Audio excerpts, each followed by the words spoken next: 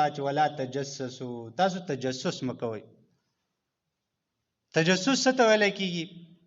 تجسس دې ته ویل کیږي چې الله رب العالمین په انسان باندې پرده راچول. مثلا هغه ډاکو دی خو تا سره ډاکې څه دلیل نشته، تا په ډاکه لیدلی نه دی.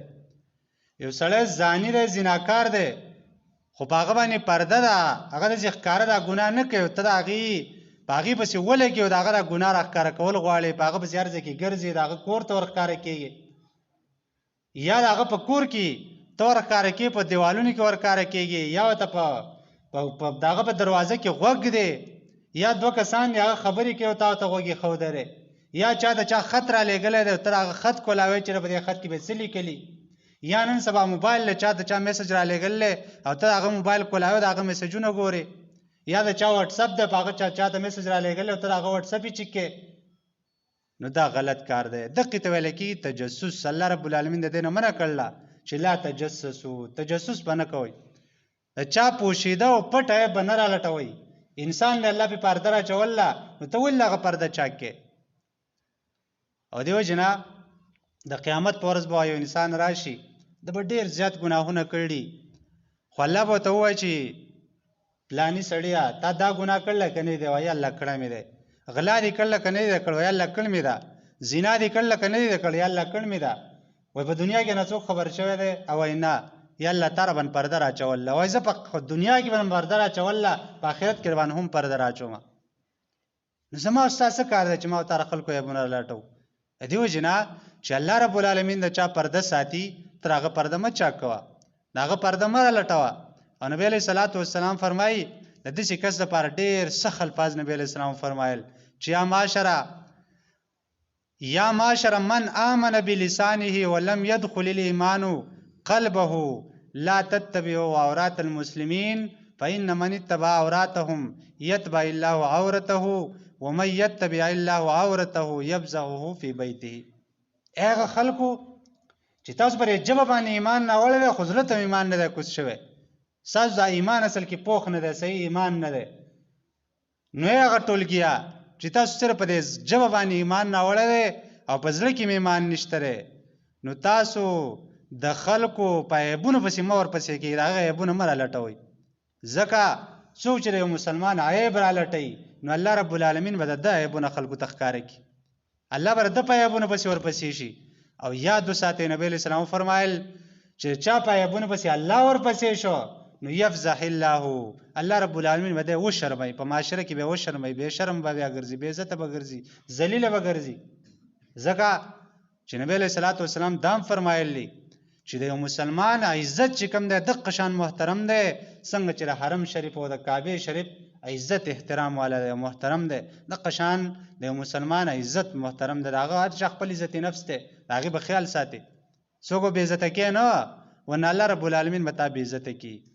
د دې وجې نه د چا په پټو عیبونو پسې ورلګېدل دا د مسلمان شان نه دی.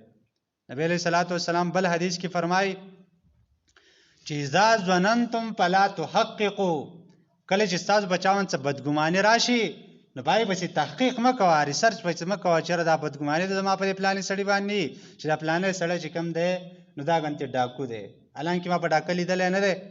نو نبی علیه السلام فرمایي چې دې پسې تحقیق مه کوه چې ته پسې ورپسې شوی د شپې هم پسې ګرځې، د ورځې هم پسې ګرځې چې دی به کوم ځای کې ډاکه کوي چې دا زه راښکاره کړمه چې دا ډاکه کوي، دا ډاکو دی. نه، د بدګمانۍ په وجه باندې چا په عزت پسې مه رالګه، د چا عزت مه خرابوه چې الله پې پرده راچوله نو لہذا پرده ته مه چاک کوه، په چا پسې مه لګه.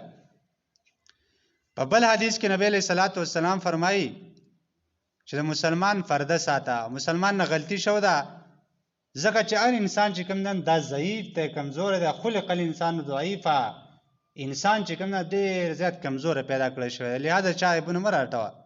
نبی علیه صلات وسلام دا وفرمایل چې من رعا عورتا فسترها کان کمن احیا موعودة، چا چې په یو چا کې څه عیب ولیدو او بحیثیت مسلمان دی راولېږه د هغه په هغه عیب باندې پرده واچوله، هغه ښکاره چاته نه کړو، ده ته خو ښکاره شو، ده ته پته ولګېده، خو ده له ځان څخه هغه عیب وساته او د هغه پرده یې وساتله. نو نبی علیه السلام فرمایي چې دا داسې دی لکه یو کس د هغه ژوندی لور خښوله او مړه کوله په خاورو کې او د بیرته راوایستل را ژوندی یې کړه د مرګ نه بچ کړله. نو ګورې دا انسان خپل عزت نفس زموږ په خپل نفس په خپل ځان په عزت باندې موږ څومره خفه کیږو او چې کله زمونږ عزت او زمونږ عیب چاته ښکاره شي نو څومره خفه یو. چېرله کوز دا هر چاته وایي خو زما عزت په خاورو کې میلاو شي نو چې تا هغه بیا ځان مړ ګڼي چې هغه عزت د چا ختم شي. نو دا داسې ده لکه مړ چې و تا را ژوندی که تا را هغه عزت خیال وساته.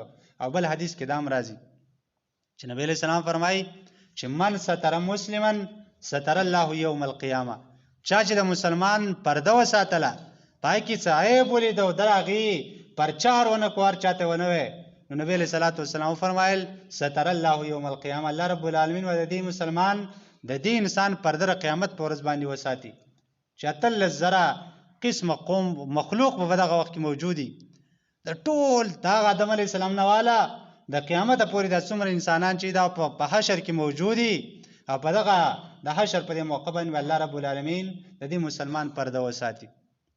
لہذا موږ له حیثیت مسلمان دا د دې خیال ساتل پکار دي چې موږ د خپل مسلمان ورور پرده وساتو. او دا حکم ګوره یوازې فرد ته نه دی، افرادو ته نه دی، یو کس ته نه دی، بلکې دا ریاست ته هم دا حکم دی. ریاست ته دا اجازت هم نشته دی چې هغه په یو چا پسې داسې ټوه ولګوي، داسې جاسوسان پسې ولګوي چېرې تاسو لاړ شئ او فلاني کس پسې ورپسې شئ چې دا کوم ځای کې غلا کوي، په ده پسې ورپسې شئ چې دا کوم ځای کې بدکاري کوي، په ده پسې ورپسې شئ دا کوم ځای کې بد اخلاقي کوي. نه، دا د حکومت ذمه داري داسې نه ده. حکومت له دا اختیار حاصل دی چې تا ته یو سړی بلکل بانګ راځي او بلکل بغیر سره د ځان له پردې ساتلو نه هټ درم کېږي او راځي په کلاو میدان کې غلطي کوي، په دغه غلطۍ باندې ته نیسي او د هغه نه به لاس کټ کې هغې ته به رجم ورکړې، سزا به ول ورکړې او د هغې مثال په شریعت کې موجود دی. عمر فاروق رضی الله تعالی عنه امیر المؤمنین د موږ تاسو ټول د هغه نوم پېژنو، دویم خلیفه دی، مشهور خلیفه. عمر رضی الله تعالی عنه به د شپې په دې کوڅو کې ګرځېدل، له خپل رعایه او د هغې جانچ پلټال به یې کوه چېرته زما رعایت خو به څه تکلیف نه وي. یو ورځ په یو کوڅه کې روان دی، په یو کور کې څه اواز د ګانو بجانو واورېده. عمر رضی الله تعالی عنه جلالي انسان و، نو هغه ډایرکټ په دیوال باندې ورچت شو او د هغه کس کور ته ورښکاره شو. هلته چې کله ورښکاره شو نو یو سړی ناست دی، څه ګانې بجانې هم وایي او خواته شراب هم پراته دي او زنانه هم خواته ناسته ده. دا ډېر زیات غوسه شو، وایي د الله دښمنه تا د څه پته را، ستا څه خیال دی چې زه به ګناهونه کوم او زه به بد شمه، ما به د الله به زما پرده نه ښکاره کړي، زما به الله پرده نه شلی، الله به زما دقه شانتې په پټ به مې ساتي. د الله دښمنه ته دا کارونه کې. هغه سړي ورته ووایي وی امیر المؤمنین جلدي به نه کې، زما خبرې ته اول غوږ کېږده. عمر رضی الله تعالی عنه چې څومره جلالي نو هغومره خو د الله د حکم تابع مو، خبرې ته چې غوږ کېښو هغه وایي امیر المؤمنین ما یوه غلطي کړله، تا 3 غلطیانې وکړې. یوه غلطي خو دا وکړه چې الله رب العالمین حکم دا دی چې تاسو کورونو ته راځئ نو په دروازه باندې راځئ، ته زما په دیوال باندې راښکاره شوې دی، په دروازه رانلې. دویمه خبره دا ده چې الله رب العالمین د دې خبرې نه منع کړه لا تجسسو، چې تاسو به تجسس نه کوئ، د چا جاسوسي به نه کوئ، تا زما جاسوسي وکړه، زما کور ته راښکاره شوې. او دریمه خبره دا ده چې د الله حکم دا دی چې تاسو به د چا کورونو ته بغیر د هغه اجازت نه ورښکاره کېږي، ته زما کور ته بغیر اجازت نه راښکاره شوې اگر چې امیر المؤمنین.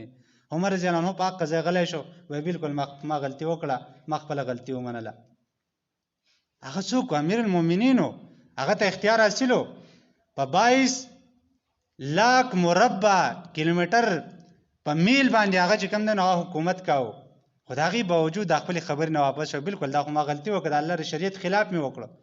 نو لہذا حکومت ته دا هم اختیار حاصل نه دی چې د هر چا په کورونو باندې فوج ورړی، د چا په کور باندې پولیس ورچوي او د چا کورونو ته جاسوسونه جاسوسان ودرولي چې ورځئ او د هغه عیبونه رالټوئ. نه، حکومت ته دومره اختیار دی چې یو سړی ځانه هټ درم جوړی او هغه داسې غلطي کوي چې هغه بلکل ښکاره په ښکاره کوي، نه ولا څه شرم ورځي، نه ولا حیا ورځي، داسې کارونه کوي. دا کار کولی شي، خو تجسس نه الله منع کړله. تجسس به نه کوې. دقه شانتې یو استاد لم دا پکار دی چې دا په سکول کې دی، دا په مدرسه کې دی، د طالب علم غلطي وکړه، د شاګرد غلطي وکړه او د نه دا غلطي پټه کړي، دا کوشش کوي چې دا غلطي زه پټه کړم. نو ته داسې مه کوه چې خامخا پسې ولګې، اوس د هغه جیبونه هم لټوې، بډې هم لټوې، چېرې داسې څه دي. بس چې ستا نه پټ کړو نو پته وي چې هټدر هم نه دی که نه، غلطي ترې وشوه، انسان دی، خلق الانسان ضعیفا، بیا لټوم. نو لہذا تجسس باندې کې دا تجسس دی، دا غلط کار دی. الله رب العالمین تی منع وکړه چې لا